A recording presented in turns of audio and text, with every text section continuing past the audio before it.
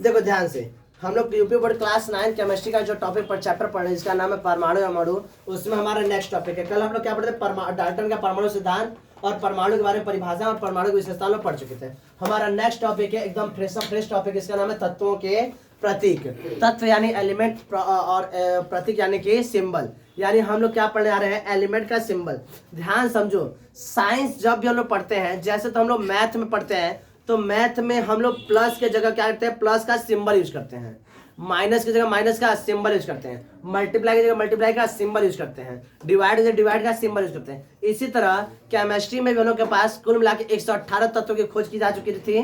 ठीक है, तो अब 118 तत्व खोज जा चुके, तो हर तत्व का नाम लिख के उसको रिप्रेजेंट करना बहुत ही मुश्किल होने लगा था। क्या होने लगा, मुश्किल हो गया। तो अब यह सोचा गया कि क्या किया जाए, तो इन तत्वों का प्रतीक रखा जाए। क्या रखा जाए, प्रतीक, यानी उनके जगह पर सिंबल्स यूज किया जाए। तो सर्वप्रथम जॉन डाल्टन ने परमाणु यानी तत्वों का प्रतीक का एक आइडिया दिया। तो जॉन डाल्टन का जो उन्होंने प्रतीक दिया था वो बहुत ही एडवांस प्रतीक नहीं देता, वो थोड़ा सा अजीबो प्रतीक था और बहुत कठिन भी था। तुम्हारे बुक में दिया होगा, ऐसे गोला बना होगा, इससे हाइड्रोजन का दिया होगा, कार्बन का इससे करके एकदम काला कर दिया होगा। ठीक है, ऐसे करके सिंबल बनाया होगा, जिसका अभी हम लोग का कोई महत्व नहीं है। वो बस एक ऐतिहासिक महत्व के हिसाब से दे दिया बुक में, उसको ऐतिहासिक तरीके से पढ़ लेना है कि हाँ सर्वप्रथम किसने प्रतीक के बारे में सर्वप्रथम किसने जानकारी दी थी या किसने अपनी परिकल्पना प्रस्तुत की थी, जॉन डाल्टन ने। किसने दी थी, जॉन डाल्टन ने। ठीक है, उसके बाद आते हैं 1814 में जे बर्जेलियस। कौन आते हैं, पहले जॉन डाल्टन ने दिया था, लेकिन उनका जो तरीका तो बहुत कठिन था और बहुत ज्यादा इंफॉर्मेशन में नहीं देता था। याद करना भी आसान था, समझने में दिक्कत था, भाई किसका कौन हिसाब से रखा जा रहा है, कलर के हिसाब से रख दे रहे हैं, तो भाई अब हिसाब तो बहुत मुश्किल हो जाएगा ना, तो वो समझना थोड़ा सा मुश्किल था। तो वो क्या हो गया, फेल कर जाएगा, उसको अप्रूवल नहीं मिला।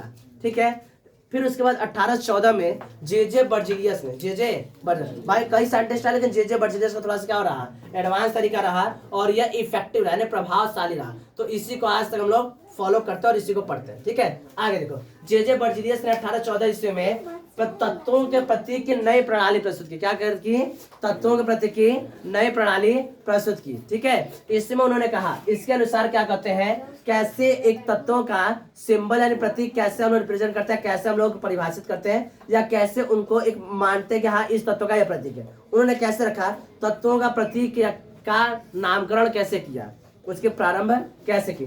तो सबसे पहले उन्होंने कहा कि जो भी तत्व होते हैं उनके अंग्रेजी नाम के प्रथम अक्षर, अंग्रेजी नाम के प्रथम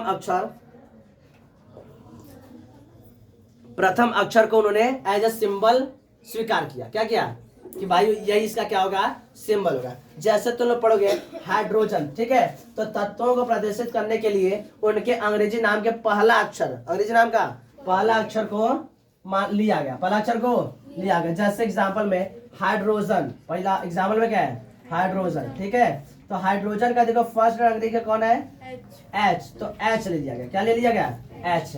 जैसे कार्बन, तो कार्बन का देखो फर्स्ट लेटर क्या है, C, तो इसका सिंबल क्या लिया गया, C। ये पहला तरीका। अब तुम्हारे दिमाग में सवाल आएगा कि मान लो सिंबल तो H ले लिए, ठीक है, इसका नामकरण कैसे क्यों होंगे कि भाई ये हाइड्रोजन ही है, इसका नाम कार्बन ही है, इसका नामकरण कैसे किया होगा। तो देखो इसका नामकरण पूरा ऐतिहासिक है। किसी भी जैसे मान लो तुम्हारे घर में तुम्हारा नामकरण कैसे किया गया है, मान लो तुम्हारा नाम कोई भी है, XYZ कुछ भी है, तुम्हारा नामकरण कैसे किया गया है, भाई तुम्हारे माता पिता जो नाम अच्छा लगा वो रख दिए। ऐसे तरह होता है ना कि भाई जैसे तुम आए, अब तो नया फैशन चला गया, मम्मी पापा का मिला के नाम रखा, मतलब जैसे जीन तो मिल ही रहा है, नमो को मिक्स करके रखते हैं, ये नया तरीका चला है। तो भाई जो भी, हमसे क्या मतलब, हमारा कौन सा शादी ब्याह, हमें कौन सा अपने बच्चे का नाम रखना है, ठीक है, उससे हमसे मतलब नहीं है। लेकिन ये नामकरण कैसे रखा, तो इसमें हम लोग को माथा खपाने की जरूरत नहीं है। जिसको जो अच्छा लगा वो नाम रख दिए, तो रखा गया, नाम रखा गया। हम लोग बस सब क्या पढ़ना है, सिंबल कैसे लिखते हैं। तो सबसे पहले क्या बताओगे, तत्वों को प्रदर्शित करने के लिए उनके अंग्रेजी नाम के पहले अक्षर को लिया गया क्या, प्रतीक रूप में। क्या लिया गया, प्रतीक रूप में। जैसे हाइड्रोजन का H ले लिया गया, कार्बन का C ले लिया, ऑक्सीजन का O ले लिया गया, फास्फोरस का P ले लिया गया। ऐसे बहुत से एलिमेंट है, ऐसे क्या है, बहुत से एलिमेंट है। ये एग्जाम्पल के तौर पर हाइड्रोजन का पहला लेटर H, कार्बन का पहला लेटर C, ये ले लिया गया। कोई दिक्कत, बात समझ रहा है। अब समस्या तब हुआ जब एक ही मतलब कि अंग्रेजी का पहला अक्षर कई तत्वों में मैच करने लगा। कई तत्वों में क्या करने लगा? मैच कर। जैसे हाइड्रोजन से एक एच हो गया, तब से इसके बगलिया वाला फिर से एच से हीलियम स्टार्ट हो, क्या हो गया? हीलियम। तो यदि दो या दो से अधिक तत्वों के नाम एक ही अक्षर से प्रारंभ हो तो, एक ही अक्षर से प्रारंभ हो तो उनके प्रतीक को प्रदर्शित करने के लिए पहला था दूसरा अक्षर भी लिया गया। बशर्ते से हीलियम है तो HELIUM, हीलियम। ठीक है, हाइड्रोजन भी एच से, हीलियम भी एच से। तो अब क्या हुआ? अब बताइए, अब क्या करें? अभी तो बोले पहला अक्षर, अब क्या करें? क्या इसका भी उपाय है? इसका भी उपाय है। मतलब पूछा गया, जे बर्जिले सबको बता रहे थे कि ऐसे ऐसे किया जाएगा। अंग्रेजी नाम का पहला अक्षर लिया जाएगा तत्वों को प्रदर्शित करने के लिए उनके प्रतीक के रूप में। ठीक है, सही है, समझ में आ रहा है। जब दोनों अक्षर लगा, मतलब याहू एलिमेंट का पहला अक्षर एच से, याहू एलिमेंट का पहला अक्षर एच से, तो सब पूछे, सब साइंटिस्ट पूछे अब बताइए, बड़ा पहला लेटर कर रहे थे, अब बताइए क्या होगा? तो जे बर्जिले साहब कहे इसका सब्र करो, इसका भी उपाय है। क्या उन्होंने उपाय किया?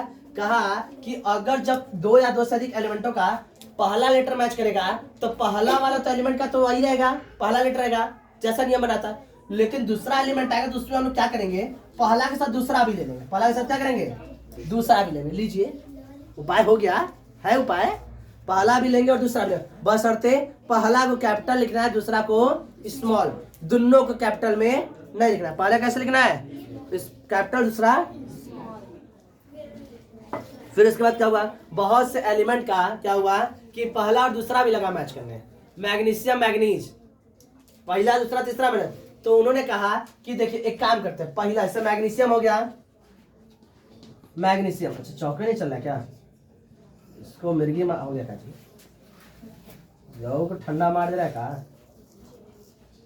मैग्नीशियम, ठीक है, और मैग्नीज, और मैग्नीज। ठीक है, तो पहला दूसरा तीसरा लेटर लगा मैच करने। तब अब क्या करेंगे? तब उन्होंने कहा कि देखिए मैग्नीशियम में तो हम Mg ले लेंगे, कुछ भी उठाएंगे, कुछ भी क्या कर लेंगे? पहला लेटर तो उठाना ही है, इधर से हम लोग कोई भी लेटर उठा लेंगे, नियम कानून से परे कोई भी लेटर उठा लेंगे। यहां से भी कोई भी लेटर उठा लेंगे, Mn, क्या कर लिए? Mn।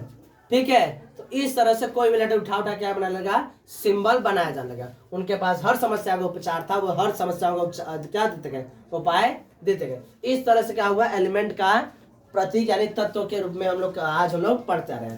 फिर उसके बाद कुछ और अभी और भी आए ऐसे तत्व जिनका मतलब सिंबल लेने के लिए उनके लैटिन नामों से, ग्रीक नामों के जो है उनके अंग्रेजी नाम को पहला लेटर ले लेके उनका नामकरण यानी प्रतीक के रूप में प्रदर्शित करते गया। ठीक है, तो सबसे पहले क्या किया गया कि जो भी तत्व थे उनके अंग्रेजी नाम का पहला लेटर लिया गया। जब पहला दूसरा तीसरा मैच लगा तो पहला लेटर लिए, दूसरा उठाए, बशर्ते क्या? पहला कैपिटल बाकी स्मॉल रहेगा। और जब दूसरा तीसरा भी लगा मैच करने लगे तो कहे भाई दूसरा छोड़ के तीसरा कोई भी कहीं से उठा लो और उठा के उस एलिमेंट का प्रतीक बना लो। क्या कर लो? बना लो। अब बाद में इसी प्रतीक हम लोग क्या कर लेंगे? याद कर लेंगे। जैसे तुम्हारे क्लास में ढेर सारे बच्चे होते हैं, कौनों का नाम अभय है, कौनों का नाम हरिशंकर है, कौनों का नाम देवाशंकर है, कौनों का शिवाशीष है, ऐसे ढेर सारे नाम होते हैं। तो भाई हमें थोड़ी पता कि उसका थूथून देके थोड़ी ना, चेहरा देके थोड़ी ना उसका नाम का आइडेंटिफाई करना है कि इसका नाक टेढ़ा तो टेढ़ा नाम रहेगा, ऐसा थोड़ी ना नाम होता भाई।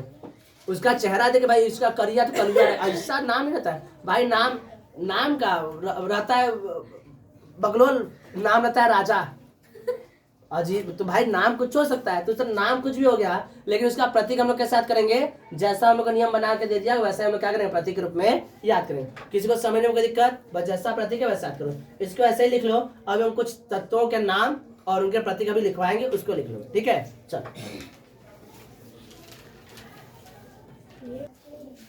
चलो ध्यान दो। तो हम लोग कुछ तत्वों का परमाणु क्रमांक पढ़ लेते हैं, उसका तत्व का नाम पढ़ लेते हैं और उसको किस सिंबल द्वारा रिप्रेजेंट करते हैं वो पढ़ लेते हैं। जैसे इधर देखो, हमारा परमाणु क्रमांक तत्व कुल मिला कितने से में खोजे जा चुके हैं? 118 तत्व। ठीक है, कितने तत्व खोज की जा चुकी है? 118, याद रखना ना। अब 118 तत्व खोज की जा चुकी है, उसमें से 20 तत्वों का नाम तुम्हें पहाड़ा, जैसे 20 तक पहाड़ा याद किया ना, उस तरह 20 तत्वों का नाम तुम लोग अंग्रेजी में या हिंदी में चाहे याद करो प्रतीक के साथ। तो पहला परमाणु क्रमांक 1 क्या नाम होता है? Hydrogen, symbol H।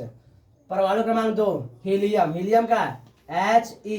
परमाणु क्रमांक 3 लिथियम, सिंबल Li, पहला कैपिटल बाद में स्मॉल।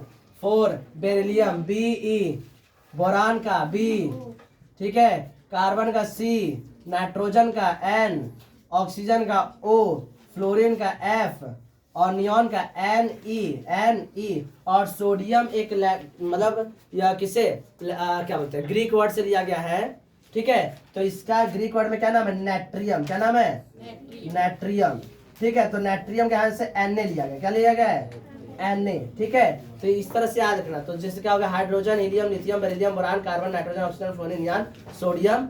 अभी सोडियम तक है ना, ऐसे करके तुम्हें 20 तक याद करना है ना। अभी तो 11 ठो लिखवा दिए, अभी 9 ठो और लिखवाते हैं। यह इसका नाम है, ये इसका परमाणु क्रमांक है और इसका क्या है, ये सिंबल है, ठीक है। तो सिंबल भी याद रखना है तुम्हें, इसका नाम याद रखना है और इसका परमाणु क्रमांक। जैसे परमाणु क्रमांक 2 कौन है, तो हीलियम है। परमाणु क्रमांक 6 कौन है, तो कार्बन है। परमाणु क्रमांक 8 कौन है, तो ऑक्सीजन है। परमाणु क्रमांक 11 कौन है, तो सोडियम है। इस तरह तुम्हें याद करना है। इस तरह क्या करना है, जैसे क्लास में रोल नंबर होता है ना, रोल नंबर 1 कौन है, ये रोल नंबर 2, ये रोल नंबर 3, ये रोल नंबर 4, ये। इसी तरह एक हमारे पास केमिस्ट्री में आवर्त सारणी है। क्या है, आवर्त सारणी। आवर्त सारणी में इन सभी तत्वों को रखा गया। आवर्त सारणी क्या होता है, अभी जब आगे में जाएंगे, अगर इसी 9th में दिया तो 9th में पढ़ेंगे, नहीं तो 10th में जाकर हम लोग आवर्त सारणी हम लोग को डिटेल में लोग पढ़ना है। तो हाँ हम लोग पढ़ेंगे आवर्त सारणी किसे कहते हैं, कैसे इसमें तत्वों का नाम दिया जाता है, परमाणु क्रमांक कैसे डिसाइड होते हैं, प्रोटॉन क्या होते हैं, इलेक्ट्रॉन क्या होते हैं, सब आगे जाके इसमें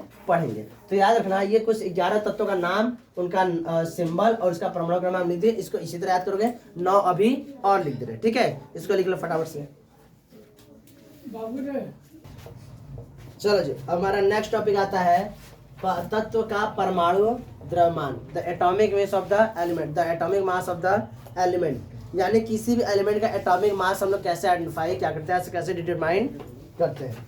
तो समझो ध्यान से, जो तत्व के जो परमाणु होते हैं वो परमाणु अति सूक्ष्म होते हैं। इतने सूक्ष्म होते हैं कि इनको हम लोग बहुत ही हाई पावर के सूक्ष्मदर्शी यानी कि माइक्रोस्कोप द्वारा भी हम लोग इनको नहीं देख सकते।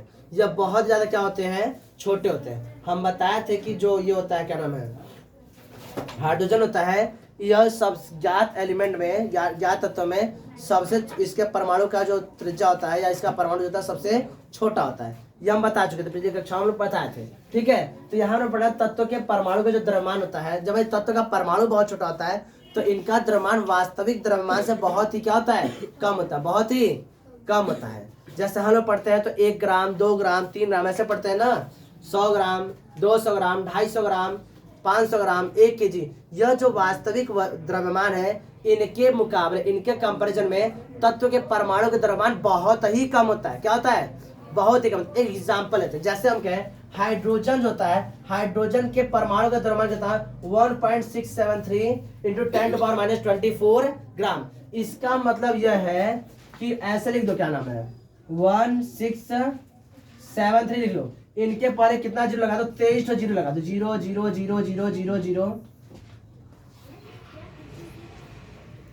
1 2 3 4 5 6 7 8 9 10 11 12 13 14 15 16 17 18 19 20 21 22 23 इतना ग्राम, दशमलव 0, ठीक है। ये इतना ग्राम, मतलब सोचो कितना कम है, वास्तविक द्रव्यमान से कितना कम। हम लोग का 0.1 ग्राम तो समझ में आता है, 0.0000023 बार 0 का 1.63, इसको तो हम नेग्लेक्ट मान के चलो, इसका तो कुछ वजन नहीं होगा।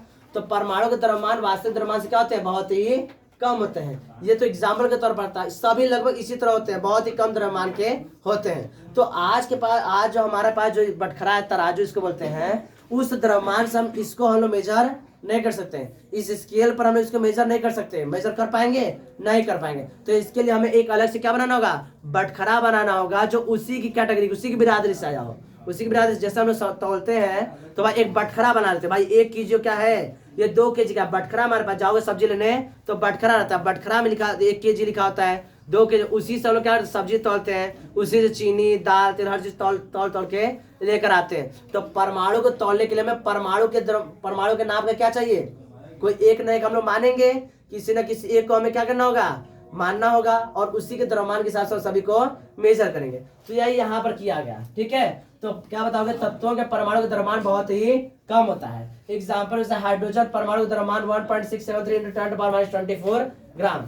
तो इसको हम लोग इस तरह से मेजर करते, तो इसके लिए क्या हुआ, नया द्रव्यमान बनाने के लिए कुछ हम लोग केमिस्ट्री के साइंटिस्टों ने कुछ उपाय निकाला। क्या उपाय निकाला, तो इन द ईयर ऑफ 1961 1661 में IUPAC, इसका फुल फॉर्म याद रखना, international union of pure and applied chemistry, IUPAC, international union of pure and applied chemistry.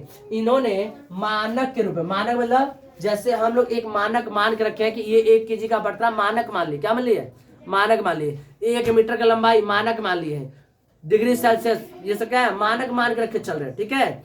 तो इसी तरह एक को मानक माना गया है। क्या माना गया है, मानक, कि जैसे हम लोग 1 मीटर इतना ही मान लिए है, 1 kg मान लिए है, 1 लीटर मान लिए है, इसी तरह इसमें भी एक मानक माना गया, एक स्केल बनाया गया। क्या बनाया गया, एक कोई बटखरा बनाया गया, मानक मतलब बटखरा।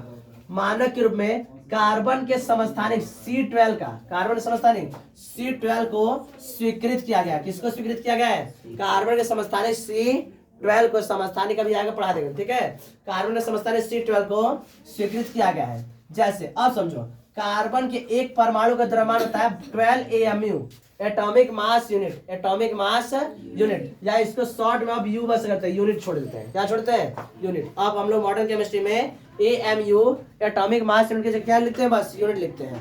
तो कार्बन के एक परमाणु का द्रव्यमान कितना होता है, 12 यूनिट। कितना होता है, 12 यूनिट। कितना होता है, 12 यूनिट। ये किस, हम लोग किस में जा रहे हैं, अब हम लोग ग्राम में नहीं पढ़ रहे हैं, अब हम लोग परमाणु के ही द्रव्यमान में पढ़ रहे हैं। तो वहां पर लोग किसके, उसमें किस में मेजर करेंगे, यूनिट में मेजर करेंगे। तो कार्बन के एक परमाणु का द्रव्यमान कितना होता है, समझो, जैसे कार्बन है तो कार्बन, ये मान लो कार्बन है, तो इस कार्बन के परमाणु का द्रव्यमान कितना होगा, 12 यूनिट, 12 यूनिट, 12 यूनिट।